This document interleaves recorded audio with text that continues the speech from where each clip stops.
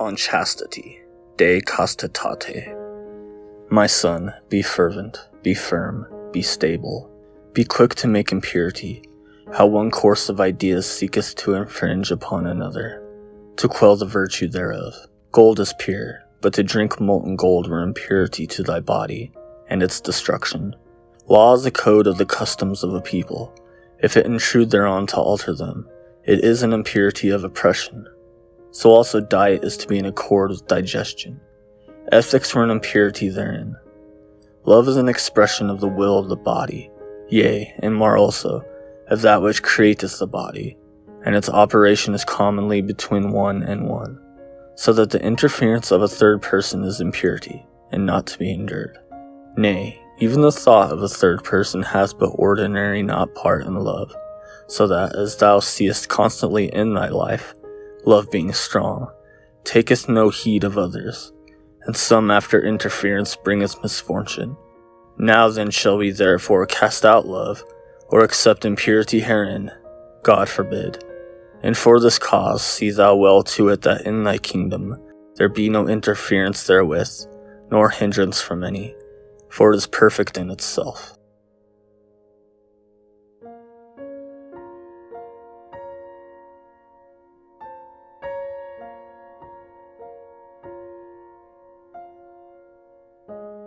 De Ceremonio Equinoxi. On the ceremony of the equinox. My son, our Father in heaven hath passed into the sign of the Ram.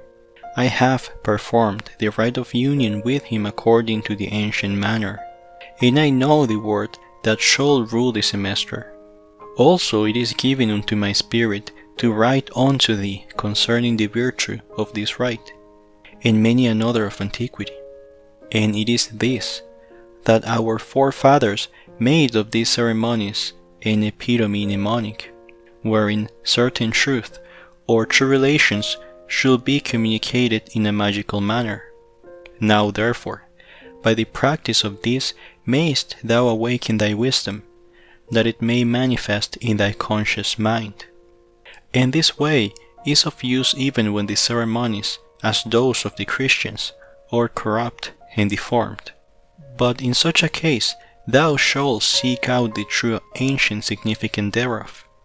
For there is that within thee which remembereth truth, and is ready to communicate the same unto thee, when thou hast wit to evoke it from the adytium and sanctuary of thy being. And this is to be done by this repetition of the formula of that truth. Note thou further that this which I tell thee is the defense of formalism, and indeed thou must work upon a certain skeleton, but clothe it with leaf flesh.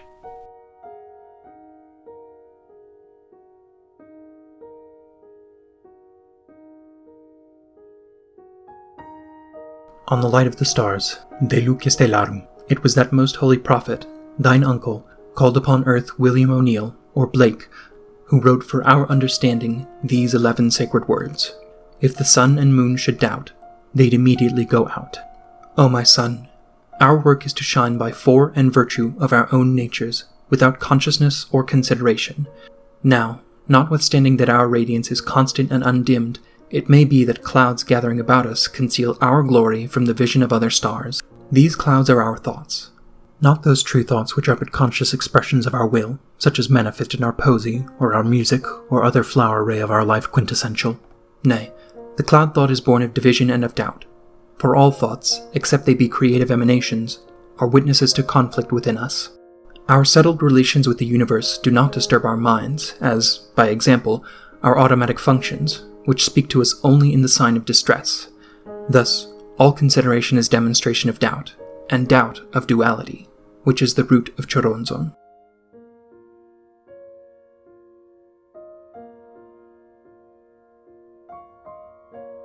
On song, de canto. So then, O my son, there is my wisdom, that the voice of the soul in its true nature, eternal and unchangeable, comprehending all change, is silence, and the voice of the soul, dynamic in the way of its will, is song. nor is there any form of utterance that is not, as song is, the music proper to that motion according to the law.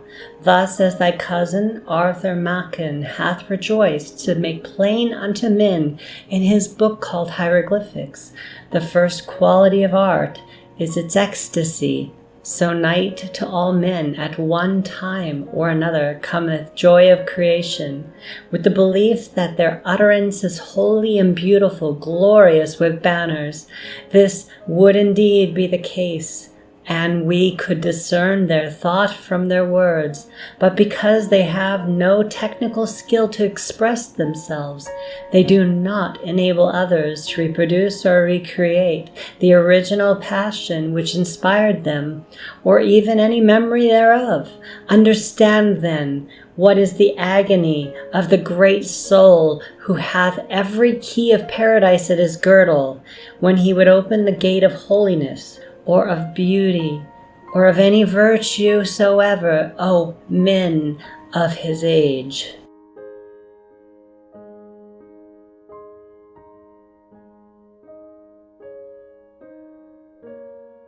On human stupidity. De stultitia humana. Know that a mind can only apprehend those things with which it is already familiar, at least in part.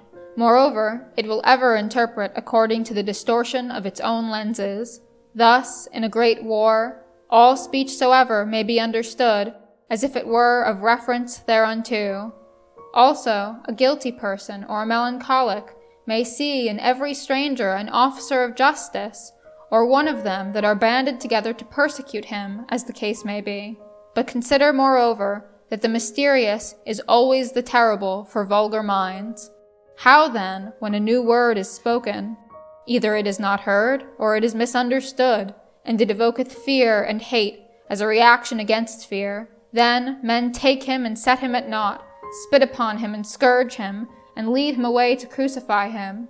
And the third day he riseth from among the dead, and ascendeth into the heaven, and sitteth at the right hand of God, and cometh to judge the quick and the dead.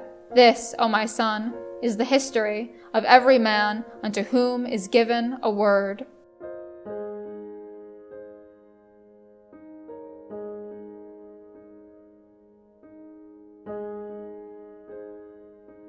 De suo proelio, on his struggle.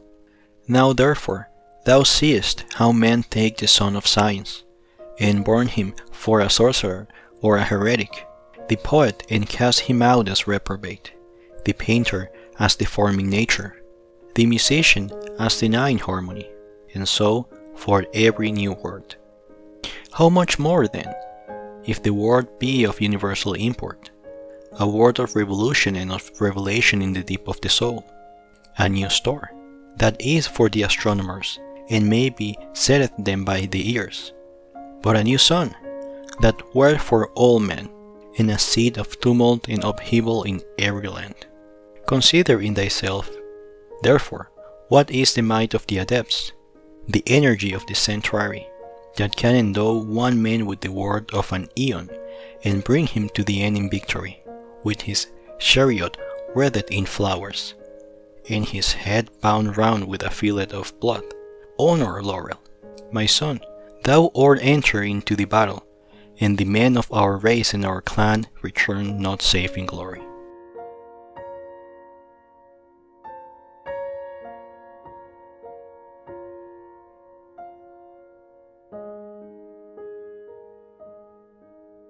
On the need for declaring the word, de necessitate verbi clamandi. He that striveth against his own nature is witless, and woteth not his will, darkening counsel in himself, and denying his own God, and giving place to choronzon. So then his work becometh hotchpot, and he is shattered and dispersed in the abyss. Nor is it better for him if he do this for the supposed good of another, and for that other is it evil also, in the end of the matter. For to manifest thine own division to another, and to deceive him, is but to confirm him in blindness or illusion, and to hinder or to deflect him in his way. Now to do thine own will is to leave him free to do his own will, but to mask thy will is to falsify one of the beacons by which he may steer his ship. My son, all division of soul that begetteth neurosis and insanity cometh from wrong adjustment to reality, and to fear thereof. Wilt thou then hide truth from thy brother, lest he suffer? Thou dost not well, but confirmest him in iniquity, and in illusion, and in infirmity of spirit.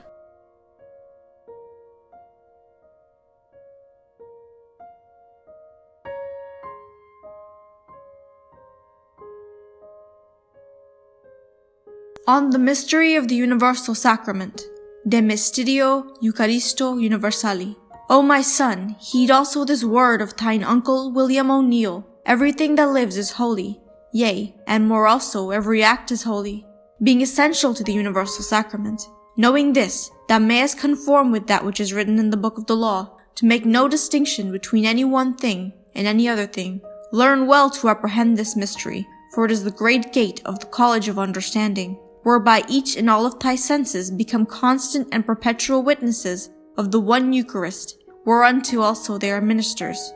So then to thee, every phenomenon soever is the body of New Eden or passion, for it is an event, that is, the marriage of some one point of view with some one possibility, and this state of mind is notably an appurtenance of thy grade of Master of the Temple, and the unveiling of the arcanum of sorrow, which is thy work, as it is written in Liber Magi.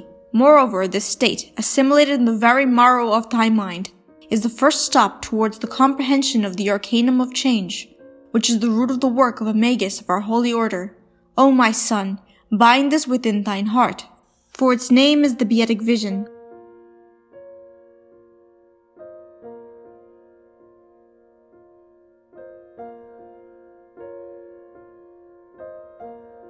On the rightness of things, de recto in recto. Now also then I bid thee use all filial diligence, and attend to this same word in the mouth of thine earliest ancestor, except we adventure to invoke the name Fuxi, in our known genealogy the most holy, the true man, Lao Tzu, that gave his light unto the kingdom of flowers. For being questioned concerning the abode of the Tao, he gave the answer that it was in the dung.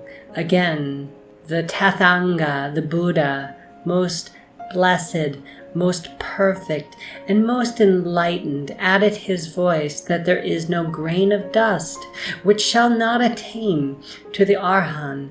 Keep therefore in just balance the relation of illusion to illusion. In that aspect of illusion, neither confusing the planes, nor confounding the stars, nor denying the laws of their reaction, yet with eagle's vision beholding the one sun of the true nature of the whole. Verily, his is the truth, and unto it also Dionysus and Tahuti and Shri Krishna set the seal of their witness. Cleanse therefore thine heart, O my son, in the waters of the great sea, and enkindle it with the fire of the Holy Ghost. For his is his peculiar work of sanctification.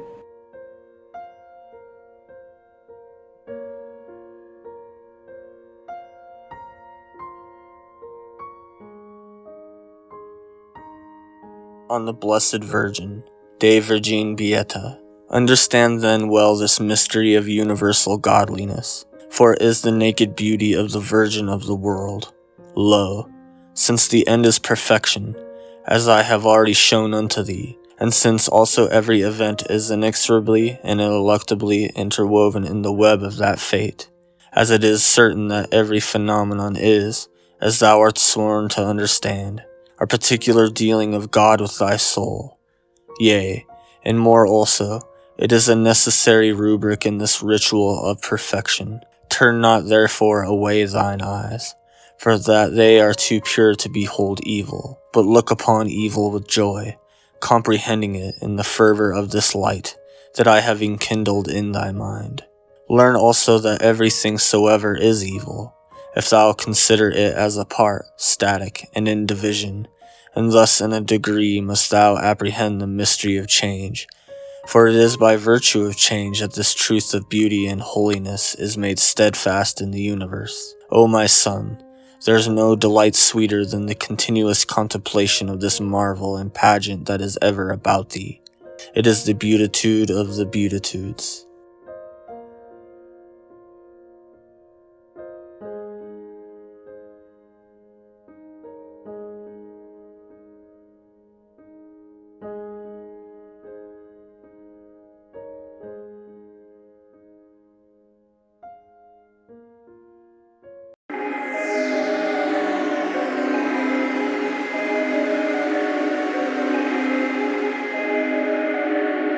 Thelema too.